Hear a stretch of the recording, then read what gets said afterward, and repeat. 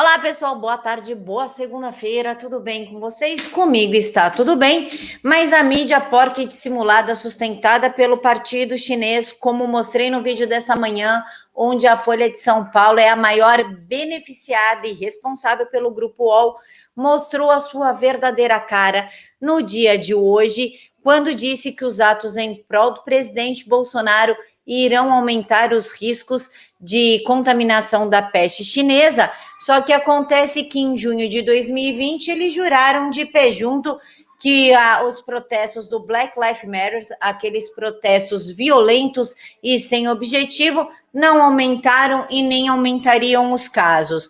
E é contra essa porquice que tentamos lutar todos os dias, para que você receba uma informação sem juízo de valores e forme a sua própria opinião. E por conta disso que eles estão querendo regulamentar a internet e nos calar. Inclusive o PT, que finge que não viu as megas manifestações de sábado e a ânsia da população por voltar a trabalhar e estudar, recorreu ao Supremo Tribunal Federal para que obrigue o presidente Bolsonaro a impor o lockdown. Essa não é a primeira ação, já tem a ação do PSOL e da menina que roubava pastas, a senadora Cátia Abreu, e ainda quer, além de querer que o presidente feche tudo, e além de dar o subsídio do auxílio Covid, eles ainda querem que o presidente Bolsonaro dê um agradinho para comerciantes, pequenos comerciantes e autônomos. Eles só não disseram de onde vai sair essa grana toda, já que eles não abrem mão nem do fundo partidário,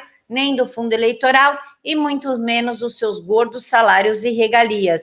E o governador da Bahia, o comunista Rui Costa, que prorrogou o toque de recolher e a proibição dos eventos em toda a Bahia até 10 de maio, é do mesmo partido do prefeito Edinho Silva, ou seja, do PT, que praticamente deixou o pessoal de Araraquara morrer de fome e ficou muito bravo com a ajuda do Exército, falando que foi humilhante, só porque o Exército evitou que a população morra de fome e como o gato do vizinho. Mas parece que para Rui Costa isso não é problema, isso não significou nada, tanto que prorrogou aí o toque de recolher, sem comércio, sem pessoas na rua, sem aula, sem nada, até 10 de maio.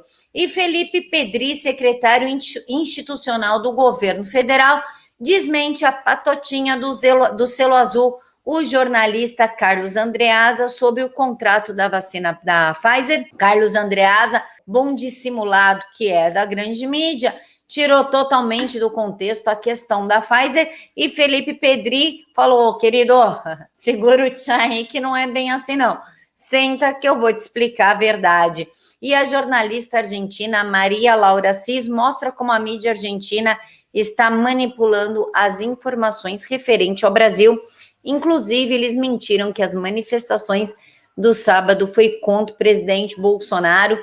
Esses comunistas não aguentam falar a verdade, não dá, dói. Ai, meu Deus do céu, todo mundo com Bolsonaro, não aguento isso. Vamos mentir e enganar os incautos. Então, vamos rapidinho aqui para as notícias dessa tarde de segunda-feira. Ato pró-Bolsonaro deve piorar números do flango flito em São Paulo, de chefe de comitê. Isso no dia 2/5 de 2021. Mas em plena pandemia, que foi em junho de 2020, quando assim os casos estavam estourando. Oh, meu Deus, corpos nas ruas, socorro, tranca todo mundo em casa. Os protestos violentos, desproporcionais e sem motivo nenhum do Black Lives Matter não causaram aumento de casos. Das duas, uma. Ou o vírus é totalmente politizado e falar, não, eu quero ferrar a direita, então eu só vou em manifestação de direita. Ou o Black Lives Matter é imune ao vírus, o que causa aí um conflito de informações. Por que conflito de informações?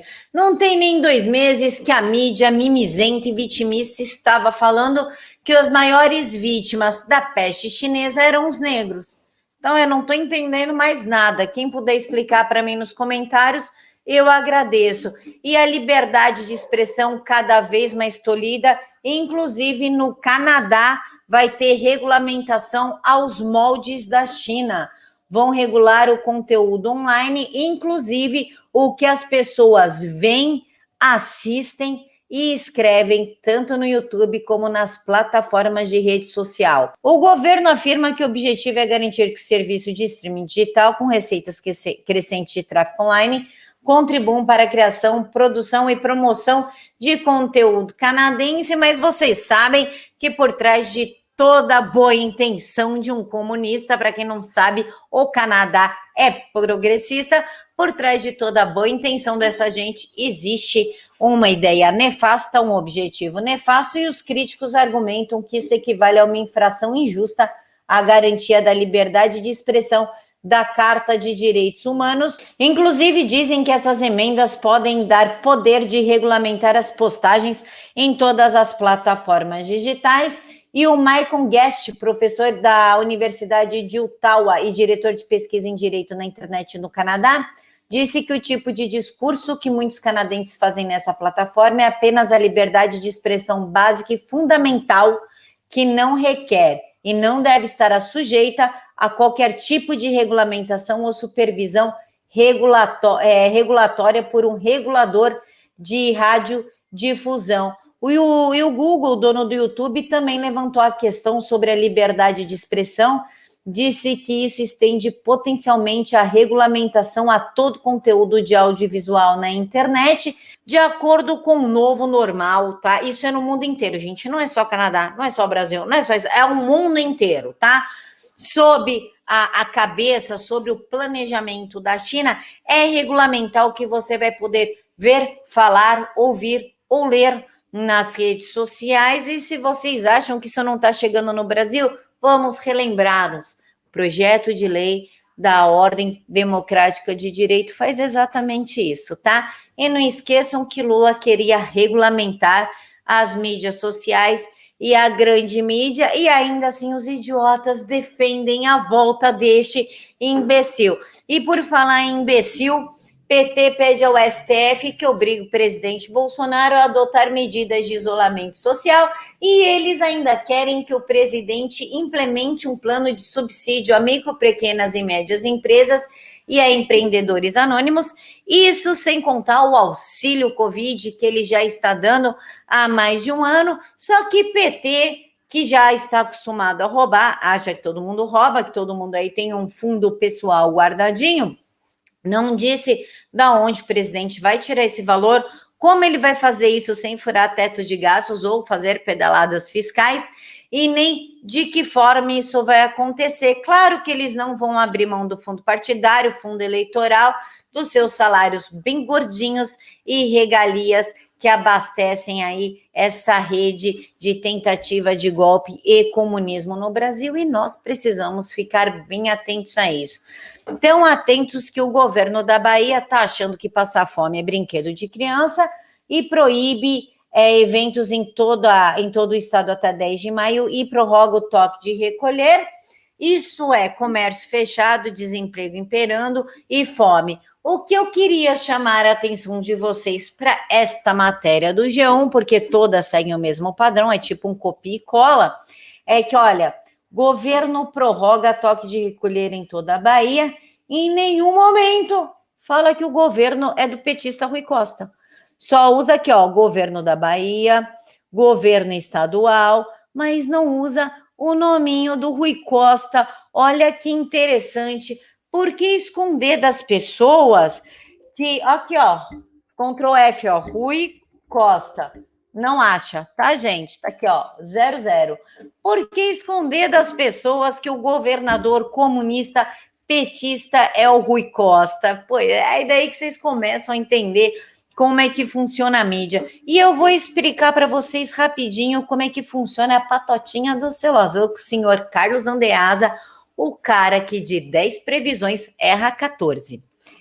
É falso, mentira, que o governo não tenha contratado a vacina da Pfizer em 2020 por falta de legislação, ou não poderia ter assinado com a AstraZeneca nas mesmas condições. A verdade é que ele é aprovado em 2021, veio para cobrir, para suprir a narrativa forjada por Bolsonaro.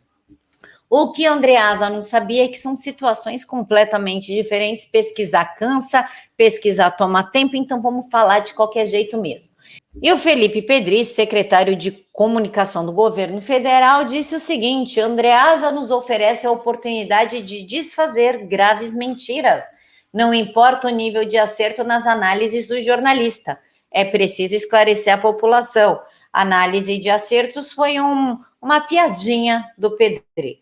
Sua análise desconsidera diferenças essenciais nos casos mencionados. Claro que desconsidero que vale a narrativa e não a verdade. Os contratos com Pfizer e AstraZeneca possuem naturezas distintas e, portanto, os encaminhamentos foram diferentes. No caso da Pfizer, tratava-se apenas de importação da dose pronta para aplicação. No caso da AstraZeneca, trata-se de importação do insumo farmacêutico ativo para a produção das doses pela Fundação Oswaldo Cruz em território nacional e da transferência de tecnologia. 4, ainda em uma cláusula, previa o envio de doses prontas da AstraZeneca Oxford ao Brasil, em caso de falta do insumo farmacêutico ativo para a produção nacional. Como detentora do registro, a Fiocruz passou a ter a responsabilidade relativa ao uso e administração da vacina.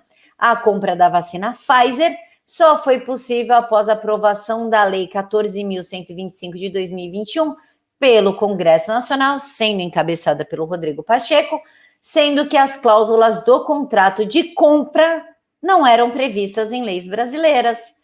Em 10/12 de 2020, o Brasil assina memorando com a Pfizer. Em 11/12 de 2020, a FDA aprova o uso emergencial da vacina Pfizer-BioNTech nos Estados Unidos. E daí, em 23/2 de 2021, a Anvisa aprovou o uso da vacina após a Pfizer entrar com o pedido do uso aqui no Brasil. Em fevereiro, o Senado aprovou a PL com cláusula de responsabilidade. Logo depois, a Câmara reaprovou, né? O Senado aprovou, a Câmara chancelou. E o presidente Bolsonaro, em março, sancionou o PL que transforma a Lei 14.125, que deu a oportunidade de trazer a Pfizer para o Brasil. E pronto, em 29/4, chegou o primeiro lote. Temos que agradecer o Andreasa pela oportunidade de agradecer aqueles que adoram mentir, que por causa do atraso das vacinas o pessoal está morrendo, sabe? Aquele discurso que ninguém aguenta mais. Pois é, o Andreasa nesse ponto contribuiu com a sociedade e deu aí a oportunidade da verdade vir à tona.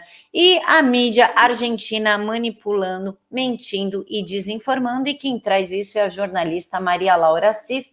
Ela é argentina e disse que é assim que os meios de comunicação desinformam aqui na Argentina. A rede Todo Notícias disse que as marchas no Brasil eram contra o presidente Bolsonaro. A Maria Laura expôs isso nas redes sociais, obrigando o produtor executivo do programa a entrar em contato com ela, pediu desculpas pelo erro e disse que o objetivo deles não era desinformar e prometeram consertar. Acontece que eles pediram realmente desculpas pelo erro involuntário, entre aspas, como a jornalista disse, da notícia sobre as manifestações contra o Bolsonaro, e 1 minuto depois publicaram uma notícia mal intencionada sobre as manifestações pró-Bolsonaro. E a pergunta dela é a minha para vocês. Alguém ainda acha que trata de erros? Não sei, o que vocês acham aí? Deixem aí para mim nos comentários, confira a sua inscrição porque o YouTube está tirando e confira se o sininho está ativado porque ele simplesmente não está notificando. Se você é novo no canal, se inscreva, confira o conteúdo e se gostar, fique. Deixe sua opinião para mim e se você não gostou, dá dislike que eu quero saber por quê. Eu encontro vocês lá no Jornal da Noite às 9h30 porque hoje é com o deputado federal Paulo Eduardo Martins. E logo depois do Paulo Eduardo, nós vamos receber o Otávio Facuri. Fiquem todos com Deus e até daqui a pouquinho. Beijo no coração de todos e tenham uma segunda-feira cheia de bênçãos e vitórias. Tchau!